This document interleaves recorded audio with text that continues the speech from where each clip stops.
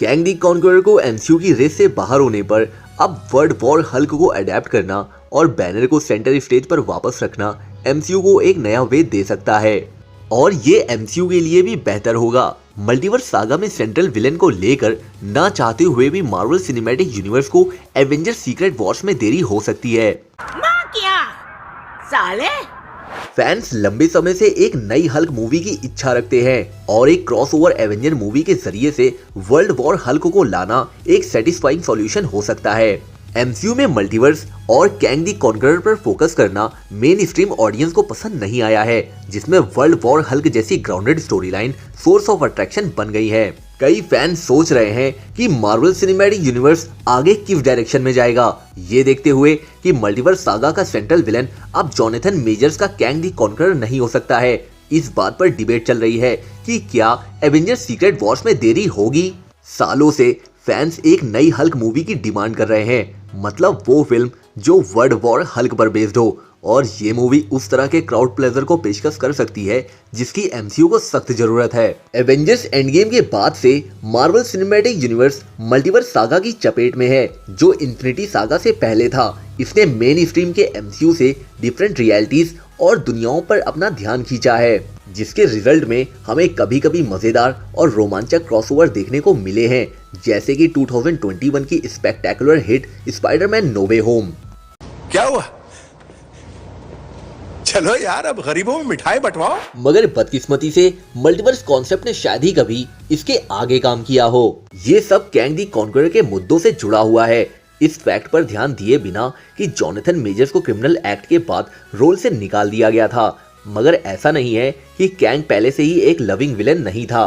Kang का first introduction Ant Man and the Wasp Quantumania में था, जो एक बड़ी क्रिटिकल और फाइनेंशियल डाउनफॉल थी। मगर सबसे बुरी बात यह है कि मूवी में कैंग की हार हुई थी। मल्टीवर्स सागा के सबसे बड़े खलनायक को सबसे कमजोर एवेंजर और चींटियों के झुंड ने हरा दिया था। इसने कैरेक्टर के लिए हमारा इंटरेस्ट वहीं खत्म कर दिया। इसलिए मार्वल स्टूडियोज को एक ऐसे हुक की जरूरत है जो ऑडियंस के इंटरेस्ट को फिर से हासिल कर सके, और इसके लिए मल्टीवर्स की कंपैरिजन में कम और ग्राउंड लेवल की चीजों पर फोकस करने की जरूरत हो सकती है। एवेंजर्स एंड गेम के बाद से मेन स्ट्रीम ऑडियंस अब कुछ बड़ा देखना चाहती है। वर्ल्ड वॉर हल्क को अपनाना एमसीयू को वापस ला सकता है। एक potential avenue World War Hulk को Avengers World War Hulk name की 5th एवेंजर मूवी के फॉर्म में ला सकता है। इस मूवी की शुरुआत MCU captain America brave new world से कर सकता है, जिसमें दी लीडर को मेन विलन के फॉर्म में और थंडरबोल्ट रॉस को रेड हल्क बनते हुए दिखाया जाएगा। इससे प्रोफेसर हल्क शायद अपनी मोस्ट डिवास्टेटिंग कंडीशन में जा सकता है, और अगर ऐसा है तो इससे वर्ल्ड वॉर हल्क की स्टोरी से एमसीयू में चेंजेस हो सकते हैं। एवेंजर्स इन्फिनिटी वॉर के इवेंट के बाद से हल्क एमसीयू में कहीं खो सा गया है। इतने पॉपुलर कैरेक्टर को इस तरह से भूल जाना ये ठीक बात नहीं। एमसीयू को ये ध्यान में रखना चाहिए कि वो उसके साथ कुछ बड़ा प्लान कर सकते हैं, और ये मौका उन्हें अपने हाथ से जाने नहीं देना चाहिए। वास्तव में हल्क एंड गेम में थैनोस के खिलाफ अपना बदला लेने में भी नाकाम रहा, और तब से वो उस अच्छे कैरेक्टर से बहुत दूर है जिसके फैंस आदी हैं। एवेंजर्स वर्ल्ड वॉर हल्क वहां पहुंच सकती है जहां बैनर अपने अल्टीमेट एंगर को बाहर लाते हुए प्रोफेसर हल्क सैवेज हल्क के मोस्ट पावरफुल वर्जन पर वापस लौट सकता है। मोस्ट इम्पोर्टेंट, ये कुछ ऐसा है जहां एमसीयू से अच्छी उम्मीद खोने के बाद भी हम थके हुए फैंस इसे देखना चाहेंगे, खासकर कैंग या मल्टीवर्स की कंपैरिजन में।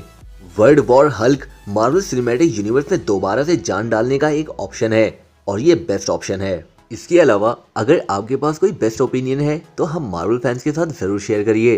तब तक के लिए गुड बाय। और क्योंकि आप भी मार्वल के बहुत बड़े फैन हैं तो वीडियो को लाइक जरूर करेंगे, बिकॉज यू आर मार्वलस।